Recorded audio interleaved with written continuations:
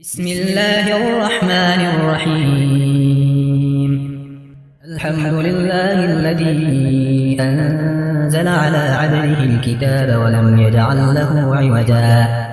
قيما لينذر بأسا شديدا من لدنه ويبشر المؤمنين الذين يعملون الصالحات أن لهم أجرا حسنا ماكثين فيه أبدا وينذر الذين قالوا اتخذ الله ولدا ما لهم به من علم ولا لآبائهم كبرت كلمة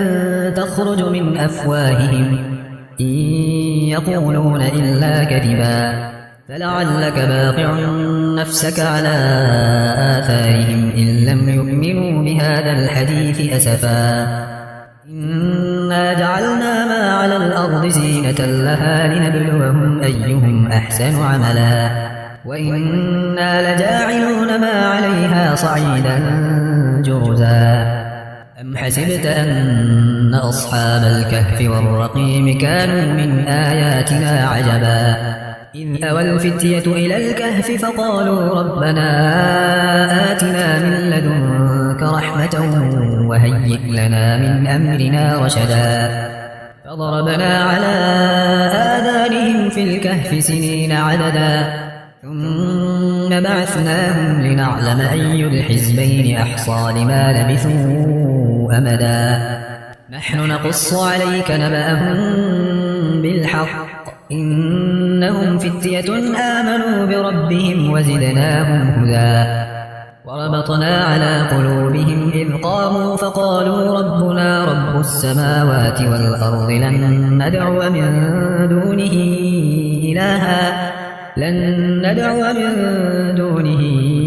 إلها لقد قلنا إذا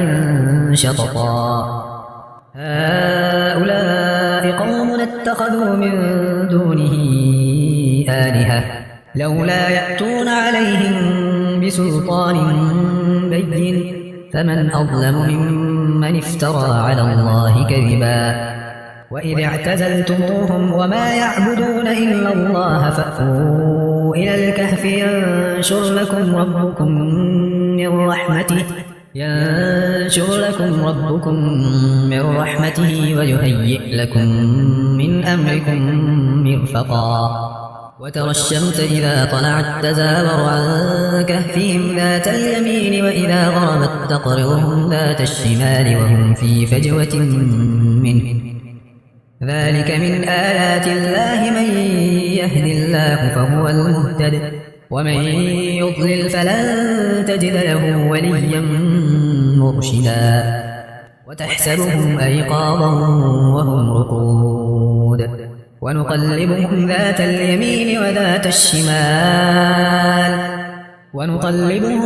اليمين وذات الشمال وكلهم باسط ذراعيه بالوصيد لو اطلعت عليهم لوليت منهم فرارا ولملئت منهم رعبا وكذلك بعثناهم ليتساءلوا بينهم قال قائل منهم كم لبثتم قالوا لبثنا يوما أو بعض يوم قالوا ربكم أعلم بما لبثتم فبعثوا أحدكم بورقكم هذه إلى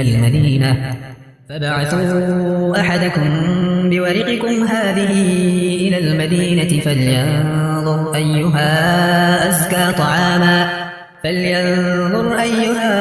أزكى طعاما فليأتكم برزق منه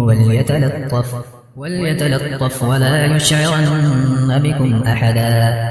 إنهم إن يظهروا عليكم يرجموكم أو يعيدوكم في ملتهم ولن تفلحوا إذا أبدا وكذلك أعثرنا عليهم ليعلموا أن وعد الله حق وأن الساعة لا ريب فيها إذ يتنازعون بينهم أمرهم فقالوا ابنوا عليهم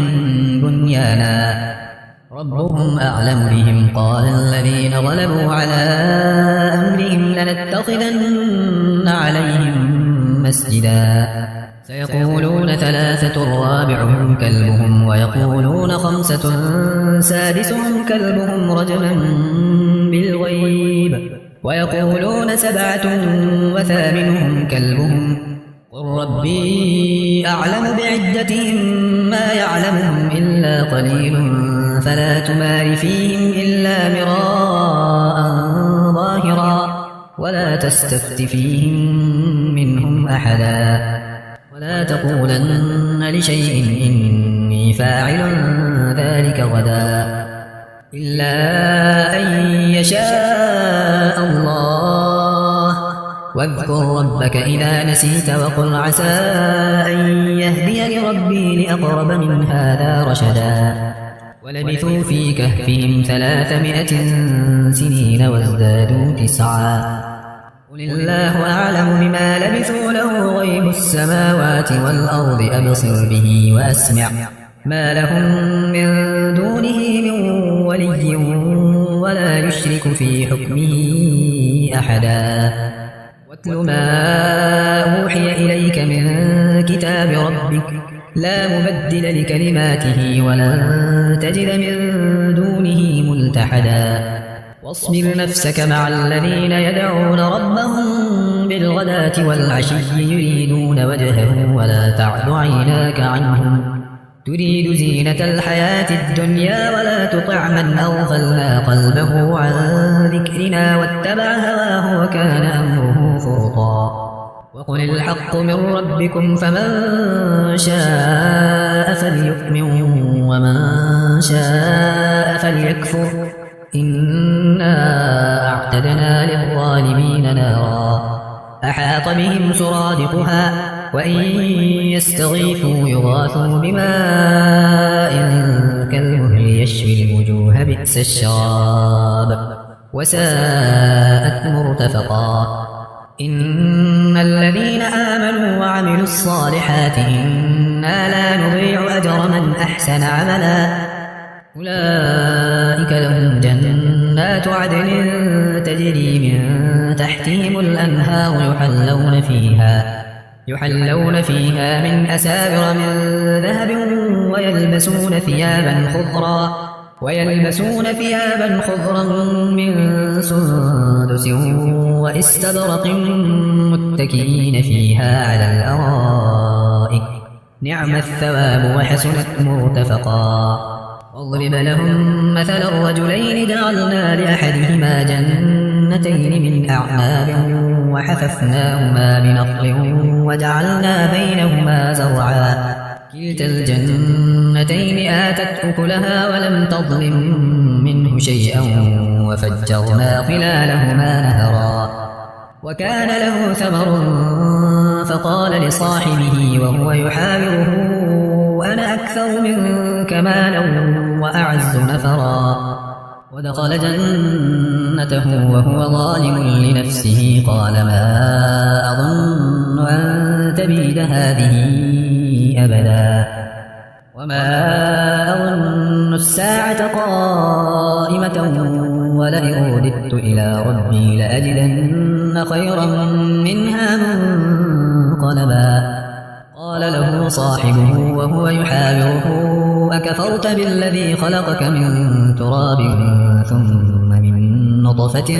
ثم سواك رجلا لكن هو الله ربي ولا أشرك بربي أحدا ولولا إذ دخلت جنتك قلت ما شاء الله لا قوة إلا بالله إن ترني أنا أقل منك مالا وولدا فعسى ربي أن يؤتيني خيرا من جنتك ويرسل عليها حسبانا من السماء فتصبح صعيدا زلقا أو يصبح ماؤها غورا فلن تستطيع له طلبا وأحيط بثمره فأصبح يقلب كفيه على ما أنفق فيها وهي خاوية على عروشها ويقول يا ليتني لم أشرك بربي أحدا ولم تكن له فئة ينصرونه من دون الله وما كان منتصرا هنالك الولاية لله الحق هو خير ثوابا وخير عقبا واضرب لهم مثل الحياة الدنيا كماء إن أنزلناه من السماء فاختلط به نبات الأرض فأصبح هشيما تذروه الرياح وكان الله على كل شيء مقتدرا المال والبنون زينة الحياة الدنيا والباقيات الصالحات خير عند ربك ثوابا وخير أملا ويوم نسير الجبال وترى الأرض بارزة وحشرناهم فلم نغادر منهم أحدا وعرضوا على ربك صفا لقد جئتمونا كما خلقناكم أول مرة بل زعمتم أن لن نجعل لكم موعدا ووضع الكتاب فترى المجرمين مشفقين مما فيه ويقولون يا ويلتنا ما لهذا الكتاب لا يغادر صغيرة ولا كبيرة إلا أحصاها ووجدوا ما عملوا حاضرا ولا يظلم ربك أحدا وإذ قلنا للملائكة اسجدوا لآدم فسجدوا إلا إبليس كان من الجن ففسق عن أمر ربه أفتتخذونه وذريته أولياء من دوني وهم لكم عدو بئس للظالمين بدلا ما أشهدتهم خلق السماوات والأرض ولا خلق أنفسهم وما كنت متخذ المضلين عضدا ويوم يقول نادوا شركائي الذين زعمتم فدعوهم فلم يستجيبوا لهم وجعلنا بينهم موبقا ورأى المجرمون النار فظنوا أنهم مواقعوها ولم يجدوا عنها مصرفا ولقد صرفنا في هذا القرآن للناس من كل مثل وكان الإنسان أكثر شيء جدلا وما منع الناس أن يؤمنوا إذ جاءهم الهدى ويستغفروا ربهم إلا أن تأتيهم سنة الأولين أو يأتيهم العذاب قبلا وما نرسل المرسلين إلا مبشرين ومنذرين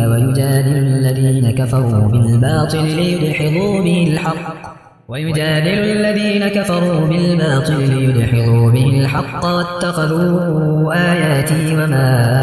أنذروا هزوا ومن أظلم ممن ذكر بآيات ربه فأعرض عنها ونسي ما قدمت يداه إنا جعلنا على قلوبهم أكنة أن يفقهوه وفي آذانهم وقرا وإن تدعهم إلى الهدى فلن يهتدوا إذا أبدا وربك الغفور ذو الرحمة لو يؤاخذهم بما كسبوا لعجل لهم العذاب بل لهم موعد لن يجدوا من دونه موئلا وتلك القرى أهلكناهم لما ظلموا وجعلنا لمهلكهم موعدا وإذ قال موسى لفتاه لا أبرح حتى أبلغ مجمع البحرين أو أمضي حقبا فلما بلغا مجمع بينهما نسيا حوتهما فاتخذ سبيله في البحر سربا فلما جاوزا قال لفتاه آتنا غداءنا لقد لقينا من سفرنا هذا نصبا قال أرأيت إذ أوينا إلى الصخرة فإني نسيت الحوت وما أنسانيه إلا الشيطان أن أذكره واتخذ سبيله في البحر عجبا قال ذلك ما كنا نبغي فارتدا على آثارهما قصصا فوجدا عبدا من عبادنا آتيناه رحمة من عندنا وعلمناه من لدنا علما. قال له موسى هل أتبعك على أن تعلمني مما علمت رشدا؟ قال إنك لن تستطيع معي صبرا وكيف تصبر على ما لم تحط به خبرا؟ قال ستجدني إن شاء الله صابرا ولا أعصي لك أمرا. قال فإن اتبعتني فلا تسألني عن شيء حتى أحدث لك منه ذكرا. فانطلقا حتى إذا ركبا في السفينة خرقها قال أخرقتها لتغرق أهلها لقد جئت شيئا إمرا. قال ألم أقل إنك لن تستطيع معي صبرا؟ قال لا تؤاخذني بما نسيت ولا ترهقني من أمري عسرا. فانطلقا حتى إذا لقيا غلاما فقتله. قال أقتلت نفسا زكية بغير نفس لقد جئت شيئا نكرا. قال ألم أقل لك إنك لن تستطيع معي صبرا؟ قال إن سألتك عن شيء بعدها فلا تصاحبني قد بلغت من لدني عذرا. فانطلقا حتى إذا أتيا أهل قرية استطعما أهلها فأبوا أن يضيفوهما فوجدا فيها جدارا يريد أن ينقض فأقامه. قال لو شئت لاتخذت عليه أجرا.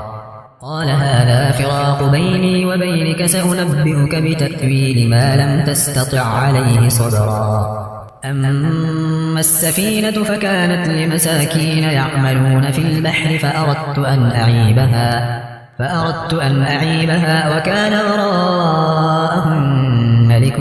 يأخذ كل سفينة غصبا. وأما الغلام فكان أبواه مؤمنين فخشينا أن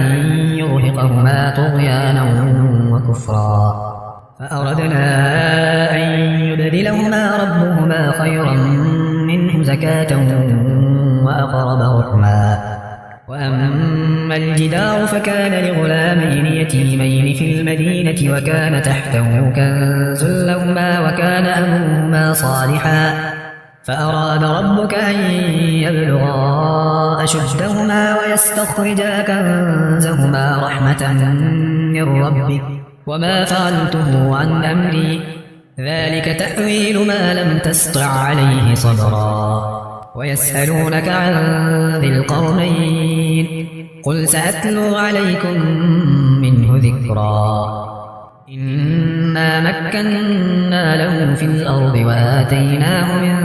كل شيء سببا فأتبع سببا حتى إذا بلغ مغرب الشمس وجدها تغرب في عين حمئة ووجد عندها قوما قلنا يا ذا القرنين إما أن تعذب وإما أن تتخذ فيهم حسنا. قال أما من ظلم فسوف نعذبه ثم يرد إلى ربه فيعذبه عذابا نكرا. وأما من آمن وعمل صالحا فله جزاء الحسنى وسنقول له من أمرنا يسرا. ثم أتبع سببا حتى إذا بلغ مطلع الشمس وجدها تطلع على قوم لم نجعل لهم من دونها سترا كذلك وقد أحطنا بما لديه خبرا. ثم أتبع سببا حتى إذا بلغ بين السدين وجد من دونهما قوما لا يكادون يفقهون قولا قالوا يا ذا القرنين إن يأجوج ومأجوج مفسدون في الأرض فهل نجعل لك خرجا على أن تجعل بيننا وبينهم سدا قال ما مكني فيه ربي خير فأعينوني بقوة أجعل بينكم وبينهم ردما آتوني زبر الحديد حتى إذا ساوى بين الصدفين قال انفخوا حتى إذا جعله نارا قال آتوني أفرغ عليه قطرا فما استطاعوا أن يظهروه وما استطاعوا له نقبا قال هذا رحمة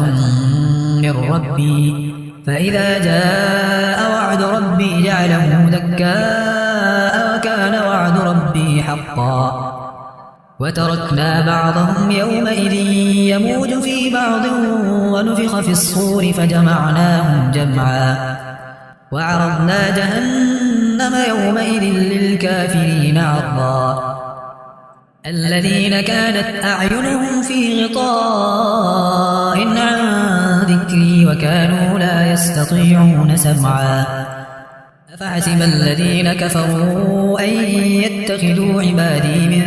دوني أولياء إنا أعتدنا جهنم للكافرين نزلا